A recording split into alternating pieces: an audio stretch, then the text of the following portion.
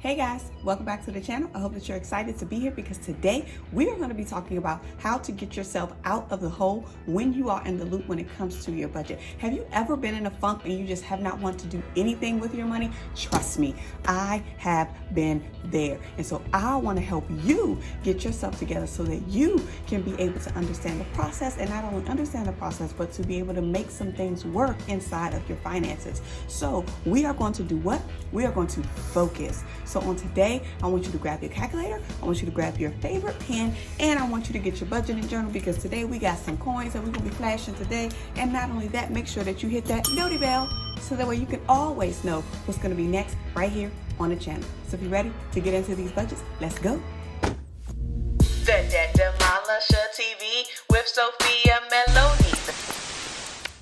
Well guys, let's get right into it. No further delay. I want you to think about where you are in your finances today and what you have been avoiding when it comes to your resources. I can tell you guys from what I have gone through, I have not taken the time to do the due diligence like I normally do over my finances. And so today I want to show you guys how we're going to focus, and not only how we're going to focus, but how we're going to use this time and this process to bounce back and get more in alignment over our finances. And it doesn't even have to be complicated. Whenever I'm going through a series or a time where things just aren't right for me and I fall off the bandwagon, there's always a 3-step process that I take to jump back into it. The first thing is getting yourself organized. So as you see, I created an environment where I could actually focus, and this is my dedicated space for my money planning. So I have my pens. I have a lot more pens, but I didn't want to put them all in my nice little jar here. But for the main purposes of what we're going to be covering today, these are the colors that I'm going to be using for my pens.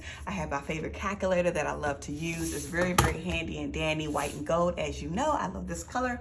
And then also I have my planner that I'm going to be using just to keep things plain and simple, free fall, to be able to write some things in. So we're going to be using this today. I also have some coins, some dollars that we're going to be going through, showing you guys how I'm budgeting just a little bit, not too much. We'll probably do another video to talk more about the cash budgeting process. But for today, I want us to focus on how I am using this time and this process to help me reorganize.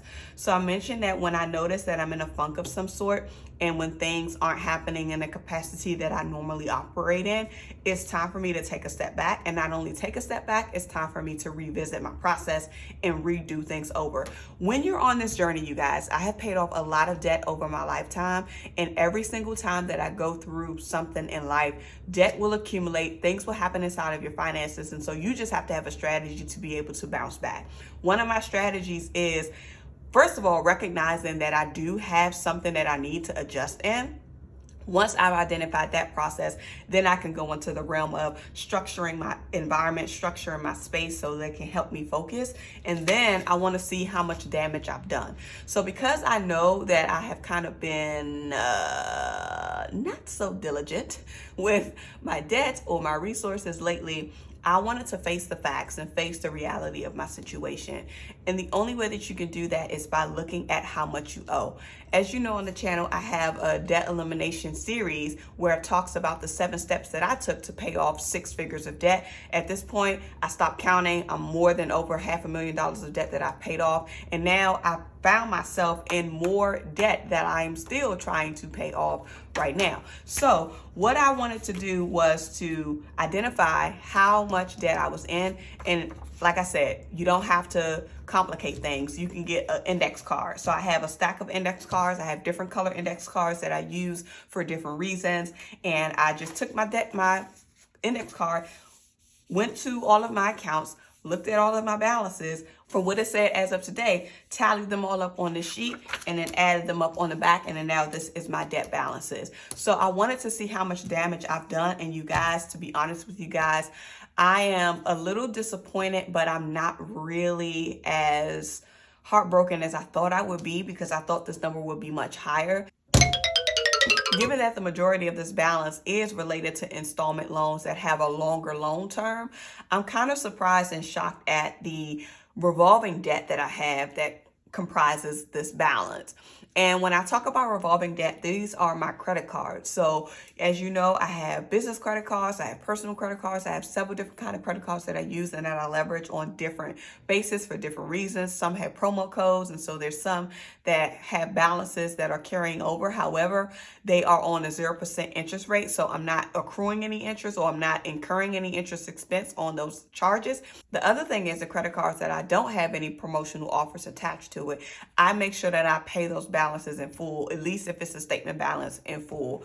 So in those instances, it was kind of breaking my budget because I wasn't really budgeting. So I can't really break something that I haven't done. So let me go ahead and take that back. Let me retract that message. But to say the least, when I saw my credit card balance numbers, I was like, wow, that is a lot. So now that I know where I stand, because you have to face the reality of your situation, I know my numbers, I know the accounts, which accounts have which balances, I have my due dates and all of those things. You want to keep this at the forefront so that way you can identify what you want to tackle and what you want to work towards, which is mainly the reason why you're budgeting if your goal is to get out of debt. Not only do you have to kind of identify this for your debts, but you could also identify this for your savings. So let's go ahead and do an example of one that we can do for our savings. So I have my box of index cards, as I've mentioned. So I'm going to go ahead and just grab one. I love these color-coded index cards. I think they're just amazing. So since we're going to do one for savings, I'm going to go ahead and go with the green because the green is for coins. So let me go ahead and pick a green one.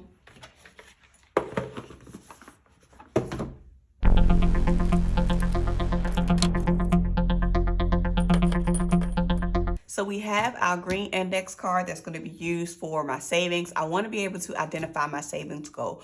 So as I mentioned before, I was not really budgeting in the manner that I really wanted to. And I was not also monitoring and making intentional efforts towards my savings. So as a result of some of the spending that I did, some of the frivolousness that I encountered throughout this year, my savings has literally depleted. And so what I want to focus on is building that back up. And I understand that it's a process and it'll take time. So instead of me setting some large, arduous number that's going to feel really, really intense to try to gain or get to, I'm going to break this down into piecemeal to identify the amounts that I want to save by bucket. So let me go ahead and start by putting savings goal, savings account number one. I'm just going to keep this simple. For my savings account number one of the things that I always like to make sure that I have is a cash reserve that is available for my deductibles. So if you have any insurance policies that you know that you have to pay a deductible against, I try to make sure that I have a reserve just for that. So in the event I ever have to use my insurance for whatever reason, I already have funds set aside for my insurance deductibles. So for me, I have quite a few insurance deductibles, and based on the amount that I would have to pay for a deductible for each of those policies, that is about $4,000. So I'm going to go ahead and set my savings account one, and this is going to be my PYF fund, which is what I call it. So PYF, I'm just going to put insurance. So that's my PYF number one. My savings account number two, the next thing that I always like to make sure that I have is 3 to 6 months of essential living expenses. So 3 to 6 months of essential living expenses is what I like to set as my target. And this is known as your emergency fund, because your emergency fund is designed to support you in the event that you lose your main source of income. So if you lose your main source of income, you don't have any other income coming in, you should be able to have a reserve that you could quickly get to, or you can convert into cash relatively quickly to fund you for up to 6 months. So how do you figure out what your amount is for your PYF, which is your emergency? You do that by calculating how much your monthly expenses are. And when I say monthly, meaning your mandatory monthly expenses, and then multiplying that either by 3 and then multiplying that by 6. If you multiply that by 3, that'll give you 3 months of coverage. If you multiply it by 6, that'll give you 6 months of coverage. All right. So again, not to set an arduous number, I'm going to set mine for the lower end of the spectrum. So for this one, my savings account number 2 is going to be $5,200. So that's going to be my goal that I want to set to reach my PYF emergency fund too. The next one is my retirement, or like my long-term account. I call these like my wealth building accounts. For these are actually automatic, so I really don't have to list it here because I don't have to take any intentional additional effort to park funds aside. However, what I do want to do is think about the things that I might have to fund in the future, which might be your replacement costs. So the next thing that I like to identify are my anticipated expenses. And these are the things that you know that you would have to pay for, even though you might not have a need for it now. But if that need arises, you're going to have to pay for that thing, and you're going to have to make sure that you have the money available to cover it. So my next bucket is actually going to be my PYF anticipated expenses. And for this one, I'm going to leave this as a placeholder just for now, because in order for me to really identify this, I'm going to have to do some math. I'm going to have to look at where we are with certain things. And that's going to take a little bit more time that I didn't really plan on doing in this video. But I can do a separate video later on to kind of show you the process of mapping this out and then what I come up with as my savings bucket number 3. So for the purposes of this conversation, I'm going to go ahead and tally up what we have so far. I don't need a calculator, but if you want to see the numbers, we can go ahead and put this calculator together so I can show you guys if you want to do the math. But this is simple math. But you take the 4,000 and you take the 5,200, and that's $9,200, as you can see. So my savings goal / target is, I like to change my little colors around, so we're going to do this. And it's not a huge number, so I really didn't need this big box, but we're going to set this one to 9,200. Now, to make this funky, I think it'll be a good thing to always set a date. It is always good to set a date of when you would like to reach this by. Given that we are in the tail end of the year, and no matter what time you watch this video, it's important for you to identify what is going to be realistic for you to be able to achieve this amount. It's one thing if we set a goal to kind of stretch ourselves, which is good, but sometimes we set a goal that might be too high. And even if you think about the breaking it down of how much you would need by month, by week, by day, looking at it in the aggregate is like, oh my gosh, how am I gonna get $560 a day? Not saying that it's impossible, because all things are possible through the Lord, okay? All things are definitely possible. But I do want you to err on the side of being realistic. When we are devising SMART goals, we want to make sure that we take all of these things into consideration. We want to be specific with our goal. We want to make sure that it's measurable. We want to make sure that it is attainable. We want to make sure that it is relevant. We also want to make sure that it is time bound. So we set the amount, we have it, it's measurable. We have the specifics because we have what it's for. We've outlined what it's going to be for, all of our different funds. We also have a realistic amount, which is why I said I don't want to set anything that's like too high, like $100,000 or $260,000 or $50,000, something crazy high like that, because depending on how much time you'll need to reach it, it might not be attainable. Is it relevant to me? Absolutely, it's relevant to me, especially because of the window that I just came out of, and I'm trying to really group myself fully to be out of it, revamping and getting back on top of my financial habits. And then time bound, which is the last piece that we're going to do, is by putting a date and a time on this thing. So if I want to be, help me think, guys, you know what, go ahead and put it in the comments what you think I should put as my date when I could possibly achieve this by. Realistically speaking, I really want to give myself, I want to give myself about 3 months. And here's why I want to say 3 months, because I'm going to take this number and I'm going to divide it by 3 to even see if that's doable. So if we take that 9,200, which is our goal, divided by 3, that means that I'm going to have a way to save $3,066 per month. If I want to be able to get to this goal in 3 months, I have to ask myself, how can I set aside, how can I generate, how can I save $3,000, $3,066 or $67 if we're going to round up, we're going to make it $3,067. If I think about my budget and I think about how much I take home, is that something that's actually doable? It may not be.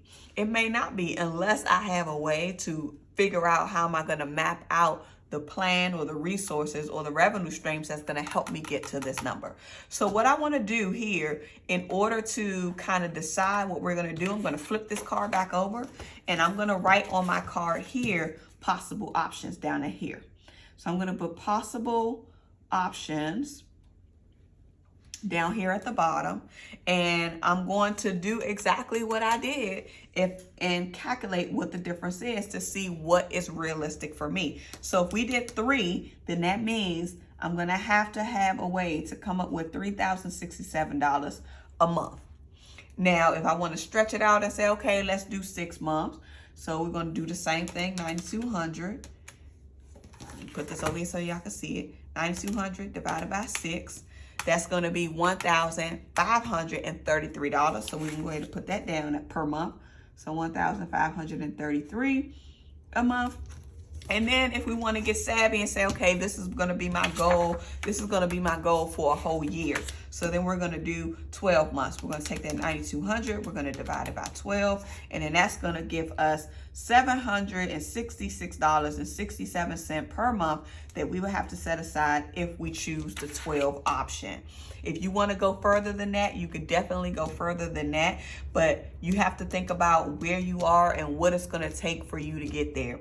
It's so important for you to look at your number and see how much it will take to get there. So this is why we have to break it down further to really see if this is something that's out of the box or if this is something that is doable. So for me, you all, I want to go ahead and stretch myself just a little bit. And I know this is probably not going to be conducive to my budget, but I'm going to stretch myself to see how much out of that can I contribute and how much is left that I will have to come up with, that I will have to stretch myself to come up with. So for me, I'm going to go ahead and choose my option to get to this target amount as 6 months. So let me get another color pen. Okay, so I'll go ahead and put this back. I got my other color pen and I'm gonna put a star beside this because this is my goal. 6 months is going to be my target, and so I'm gonna say within 6 months.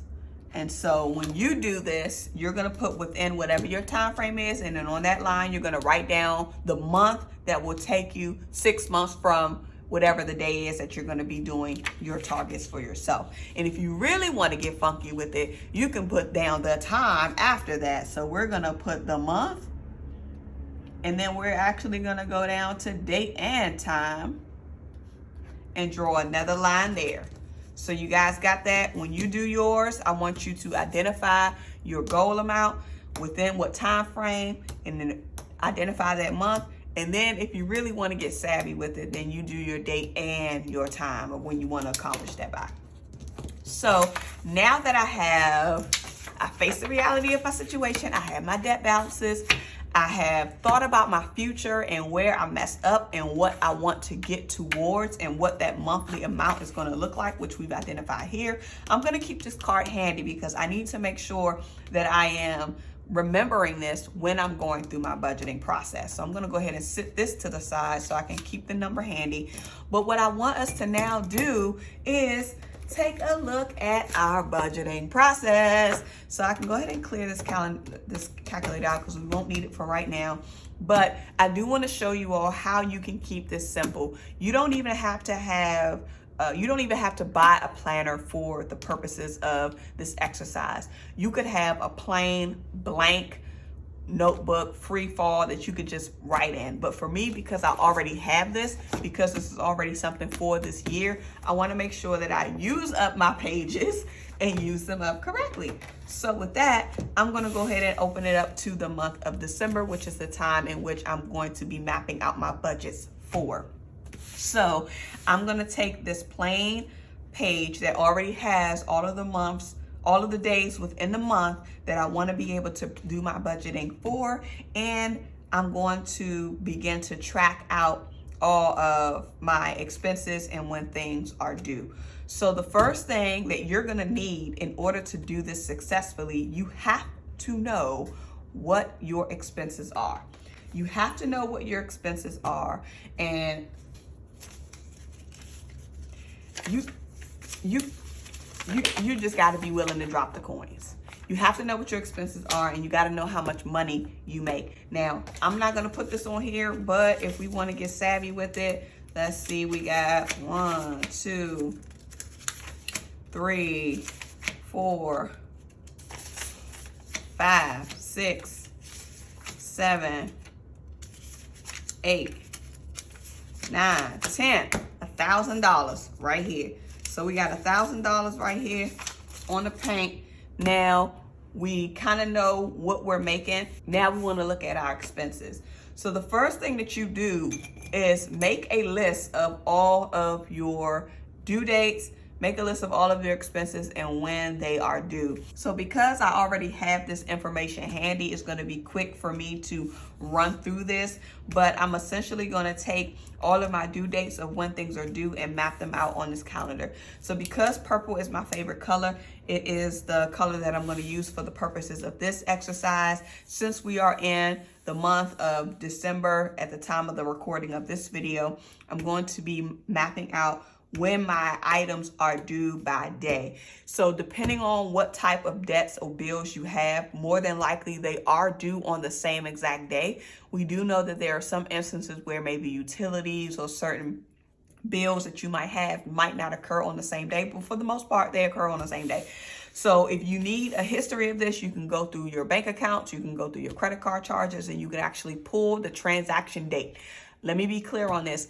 Pull the transaction date and not the posted date, because the transaction date is the date that that transaction is going to actually hit your card, withdraw from your account, and so forth. So you have to make sure that the funds are in your account at the time in which you anticipate making payments on those accounts. And then especially if you have auto draft, then you really want to make sure that your money is in there on time.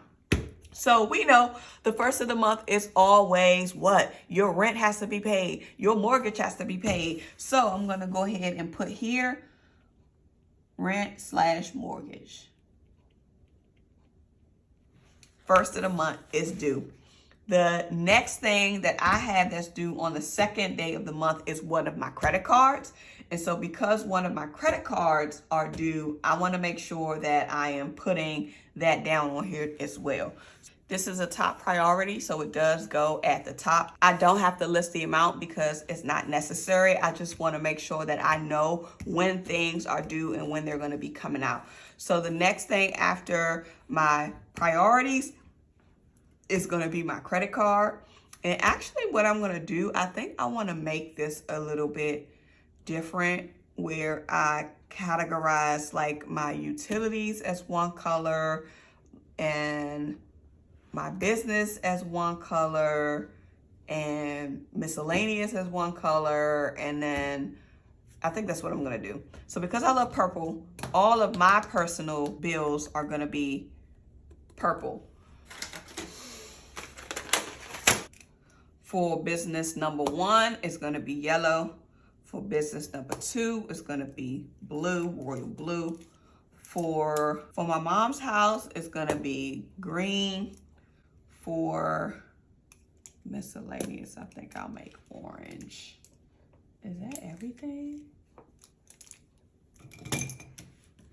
Okay, so because I'm a stickler, I just have to do my legend. So That's gonna be hard to see because it's yellow, so excuse me on that one.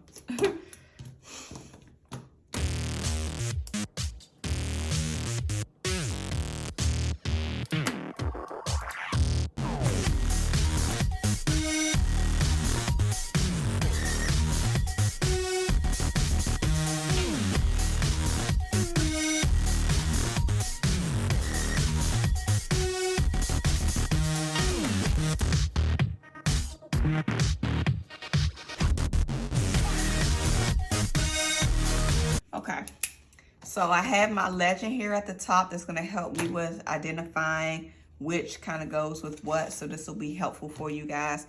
So I have my legend of how my colors are going to work and what each of these mean. So anything that's household related or that's related to me is going to be in purple.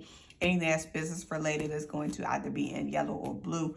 Anything that's related to my caregiving responsibilities is going to be in green.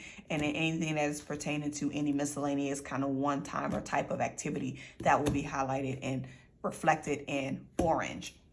So I think it'll make it nice and colorful and more appealing. So now let's get into our, one more. And red is going to be debt. So if it's an expense related to a debt, then it'll be red. This is red, right? Yeah, it'll be red. So my next one is my credit card. So this will be credit card number 1. I'm going to go ahead and put this as my CBR card. It's due on the 2nd of the month. This card is actually paid off, so I don't have any expenses or any payments that I have to make towards this, which is a good thing. So I was gonna put 0 here, but I could have charges that might incur between now and the time that something is due. And if I want to be able to close it out with a 0 balance, then I want to make sure that I do make a payment either by the date that it's due or by the closing date, which in this case would be like 4 days after the due date. So for here, I'm going to go ahead and leave this as is. And then once we get closer to that date, I'll go ahead and decide whether or not if any amount needs to go there. But for the purposes of this, I'm not going to put any amounts. So we just want to see the due date. So we have that one. The third, I typically don't have anything that has to be paid, like paid out. I might have some things that automatically hit the credit card as charges, but those things are also taken into consideration because it'll get lumped into the payment amount that I end up making on the card. So I won't segregate them out or list them all out in my calendar, even though it is kind of good to have, so that way you know what types of expenses you have hitting your card and if there's something that you might want to scrub through. To be honest with you guys, that was one of the things that I did recently when I was going through all of my expenses and trying to get back on track with things. There were things that I had forgot I signed up for. And of course, those annual subscriptions re-hit my card again. And it was something that I purchased a long time ago and I never used. So immediately when I saw that it hit the card again, I was like, nope, let me just take it off. Because if I give myself that window to say, oh, well, since I've already paid for it, let me go ahead and keep it. No, because the same thing is going to happen. We're going to go another 12 months and I'm going to forget to cancel it. It's not going to be beneficial to me. And then again, I'm going to waste $100. So go through and scrub your recurring charges to see what can be canceled, what can be maybe adjusted, what can be downgraded. We might not want to close everything out or cancel everything, but you do want to consider what can you downgrade in this season if it's not something that you're using and really utilizing for yourself. So I took those into account and eliminated some things that needed to be X'd off of my list, which felt good to do. But there are still some other things within my credit card activities that are recurring charges, and I really need to continue to evaluate if I want to keep them on or if it's just time for me to just cut the plug. Pull the plug. If it's time for me to just pull the plug. So now I'm going to go to the day of the 3rd. I don't have any bills that are necessarily due on the 3rd or any credit card charges that are due on the 3rd. So I'll leave this one blank. Same for the 4th. I really don't have any that's normally due around this time. So I'm just going to go through each date and fill this out as I go through. And you could do the same while I'm doing this too. So listen to some music while we do it.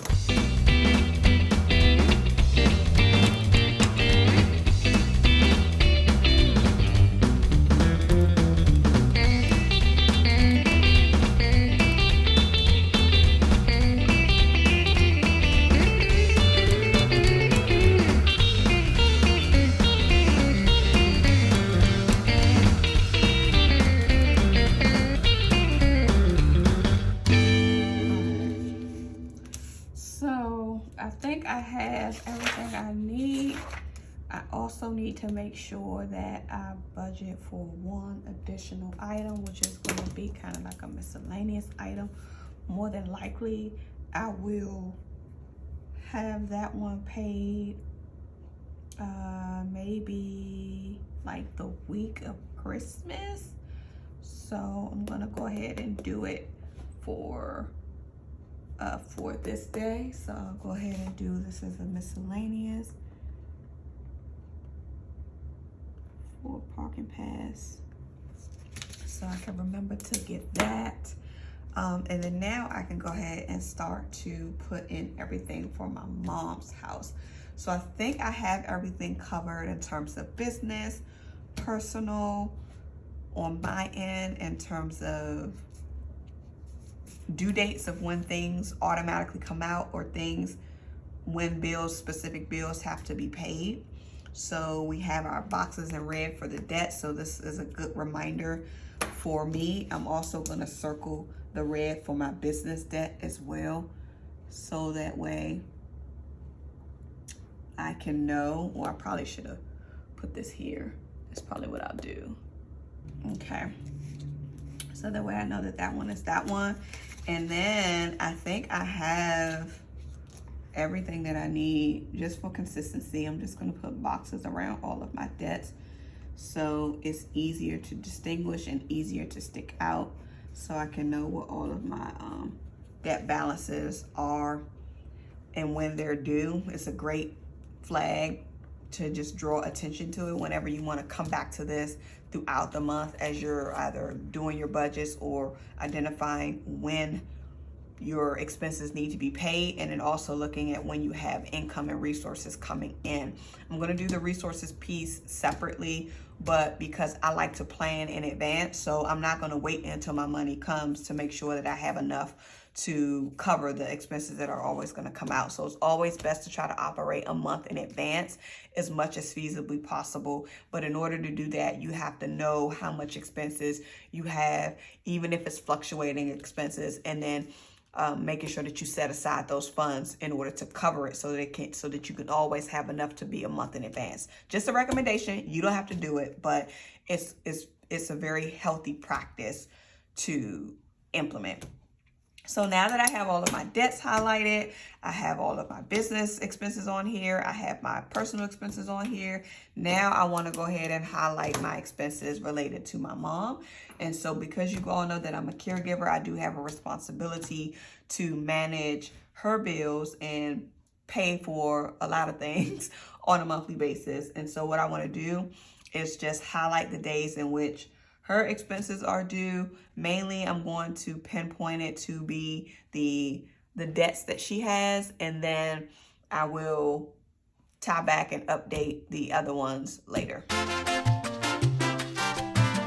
And I'm gonna add a time slot here because for this particular card that my mom has, they have a cutoff. So if you pay after a certain time, then that payment is going to be considered as received on the next business day. And whenever that happens, that means that the bill is actually late or the payment is late. So when I identify that this is the due date of her card, of when the payment is due on the card, I'm putting by 8 p.m. So I'm actually going to aim to pay this a little bit earlier, so that way I can make sure that I don't miss this cutoff, because if we do, then of course she will have to pay a late fee unless we can try to get it waived. So for the purposes of our budgeting process, I want to go ahead and stop here. This is something that's going to help me with planning and remembering when things come out on a recurring basis. Again, I do have another listing of items that are actually auto charged to my credit cards that I will probably add to this. But the next time I do another video, I will give you guys an update on where we stand for this. Now that I have all of my due dates outlined, my next step is now going to be to make sure that I have enough funds to cover all of these things. So if you want to see that, I want you to make sure that you hit that notification bell after you subscribed, so that way we can get into the money. So if you guys really want to see how it goes with the money, we're going to be doing that process next. So make sure that you stay tuned. Remember, your financial prosperity awaits you, and so does your financial sanity. You already know what I'm going to tell you to do, and that is what? Get to work. All right, guys. Bye.